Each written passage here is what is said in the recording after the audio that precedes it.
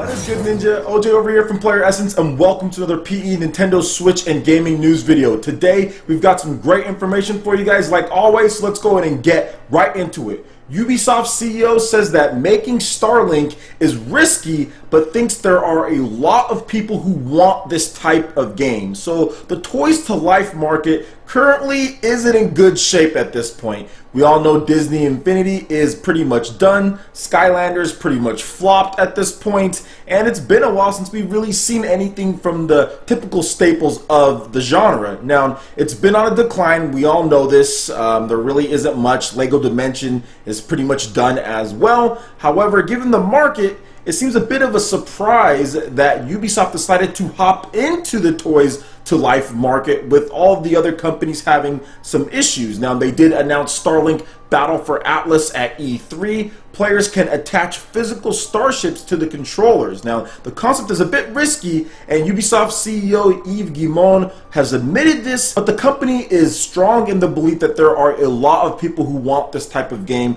So I'm going to read a little snippet of what he had to say in an interview with Games Industry. Quote, "We thought that bringing 2.0 of that model was potentially very interesting. We'll see. It's a risk, but we feel that there are lots of people who want this type of game. Maybe they don't want to say it, but they want to buy it." So I think what he's trying to say here is that there are people right now that are saying, oh, well, I hate the Toys to Life, but maybe if there's a concept that was better than like Disney Infinity or Lego or Skylanders, all things that were kind of similar, maybe those people, once they see it running, once they see it in action, how cool the starships look and all that, they'll be more inclined to purchase it. And I would say, based on like what they're doing, I actually think it's a smart idea to jump back into it. You have less competition, and you know that there was people, or at least at one point it was something that people really liked. If you can make a concept that works and you can get people interested in the gameplay itself, which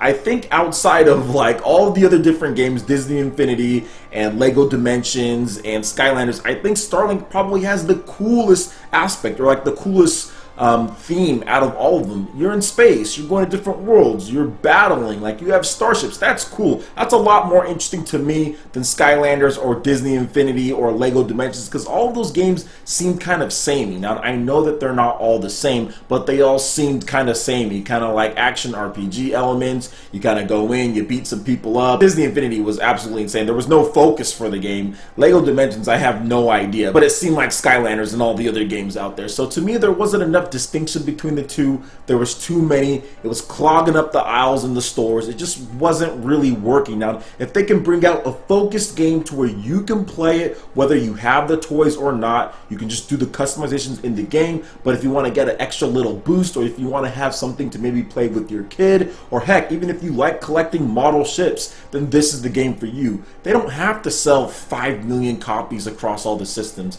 Maybe at 1.5 million, 2 million. Built on the Snowdrop engine, coming to Nintendo Switch, PS4, Xbox One, and PC. I think, I'm not 100% sure, but either way, I know it's coming to Switch and the console. So I think that's cool. I think it's the right time. You have the market to yourself. You really have people looking at this game, and it's probably going to get a lot more coverage because it is the Toys to Life game, and it's something different. There's nothing wrong with trying a risk. There's nothing wrong with trying out something like this, especially when all the other competitors have pretty much bowed out at this point, and you have a little bit more of a hardcore edge to you because it is battleships. You're going to different planets, you're going to be able to affect different things. It's not necessarily 100% kind of kid focused like some of the other ones that have came out. So I'm excited for it. I think it looks really good. The gameplay that they've shown off so far runs really well. It's from the Splinter Cell team and from developers that have done other games across Ubisoft, so I'm excited to see what they have for us. Let me know what you guys think about Starlink Battle for Atlas. It's coming to Nintendo Switch and consoles, of course, in late 2018 from Ubisoft. Alright, and moving on to the next article here. It looks, or potentially,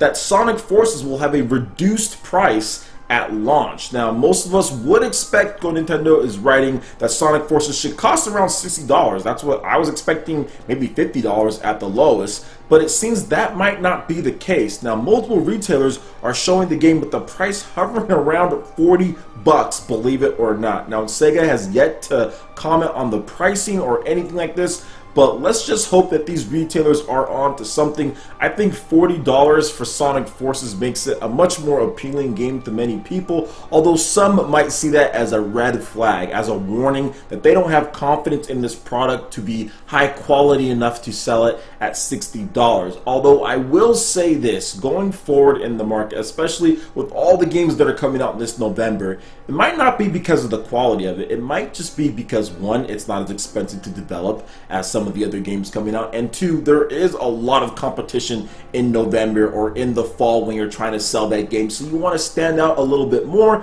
And since the game isn't as expensive to develop, you have the bandwidth, you have the range to really reduce the price in order to sell more copies. I mean, we've seen this before. We've seen price drops on games and it do really well. Heck, I remember, what was it? Tales of Symphonia for the GameCube. Once that got like a price drop to the player's choice, that like blew up in sales on the GameCube. So it's always okay, like if you're going to do like a lower price and you know that you can have that room to do it without actually losing a ton of money, then do it. If you're going to launch it in the late 2017 with all the different games that are coming out, especially if you're a Nintendo fan, I mean, there are a lot of games in that last 3 months. I mean, we're running out of months here and we still got plenty of games like Xenoblade, we have Fire Emblem Warriors, Mario Odyssey. There's going to be a lot of stuff to play. So if you are a Nintendo fan, and a lot of Nintendo fans are also Sonic or Sega fans, I mean, this $40 price tag, if it turns out to be real, might be pretty good. But once again, this is not a confirmation.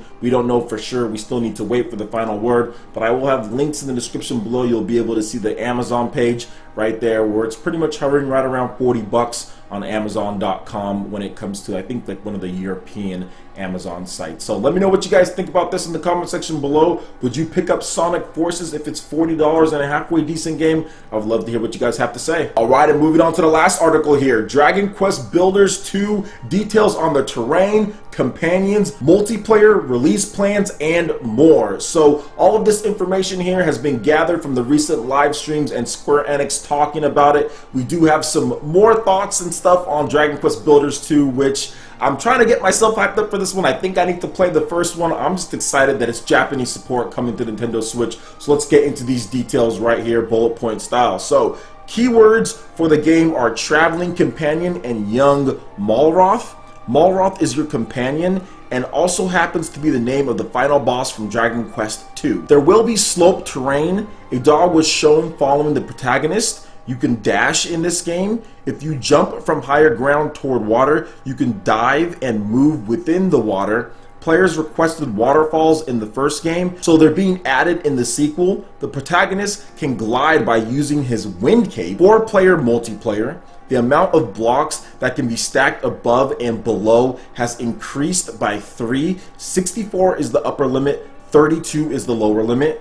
The game could see release by next summer. The design of the protagonist may just be temporary, so they're still working on it. They did announce it seems like a little bit early when it comes to things, but they had that big Dragon Quest festival, so you know you had to bring some big titles for it. Obviously Dragon Quest 11 is doing very well. I think right now shipped and also sold sales are past 3 million in Japan, so that's very good for just Japan. Obviously the biggest release there in a while, probably the biggest release pretty much this generation at this point, with 3 million outside of, like, let's say like Pokemon and all that, but still very good for Square Enix, very good for the Nintendo Switch, hopefully when it gets it at some point, and of course the 3DS and PS4 are reaping the benefits of that. But Dragon Quest Builders 2, I've inquired about this game as far as the first one a lot to a lot of different YouTubers and people who've played it. I've watched gameplay and I'm thinking about picking it up myself. A lot of people really love this game as far as what they did with it, because not only it's not like the typical Minecraft. People like to say, oh, well, maybe it's a clone of Minecraft. I think I might have even said that, but it's really not that. It has a lot of cool elements from Dragon Quest in there, and it's a lot more than what Minecraft is when you're basing it on the system that they use. Obviously, they do have some elements of there with the building and all of that, but a lot of the RPG elements, a lot of what you do in the game is very different and unique to that series. So I'm looking forward to actually trying this one out, probably live streaming it. I think it would be a good game to live stream. I'm just having problems finding it, to be honest. I don't really see where it's at. Maybe I'll have to just buy it online. So yeah, let me know what you guys think about this. Is Dragon Quest Builders 2 something that you're interested in? What do you think about all this here? And did you play the first game? Are you hyped up for it? 2018 summer. That's probably for Japan, so maybe we'll see a 2019 release. Who knows? Late 2018. We have no idea when it's going to come, but either way, the more games put on the system, obviously the better for all of the owners out there and everyone who's looking forward to this. This is coming to the PlayStation 4 and also to the Nintendo Switch. As far as Dragon Quest Builders 2, those are the only two systems that have been announced so far. So let me know what you guys think about all of this news in the comment section below. Alright guys, that wraps it up for this video here. Go ahead and check out the links in the description below. We've got Facebook, we've got Twitter. Go ahead and give us a like and a follow on our social media. Really helps us spread the content of PlayerEssence across the interwebs in addition to YouTube. Also make sure you check out our Patreon page. Pledge any tier. Be entered in to win some awesome prizes each month. In addition to that, we have $10 prize eShop terms for Mario Kart 8 Deluxe, Splatoon 2, and more. So support PE Live and PE Arena right here on PlayerEssence. Also make sure you hit that like button if you did like this video. Lets me know you guys want more content like this going forward in the future. And subscribe to PlayerEssence for the latest news, reviews, discussions, and more. Thank you so much for watching, and we'll catch you for the next video. Peace.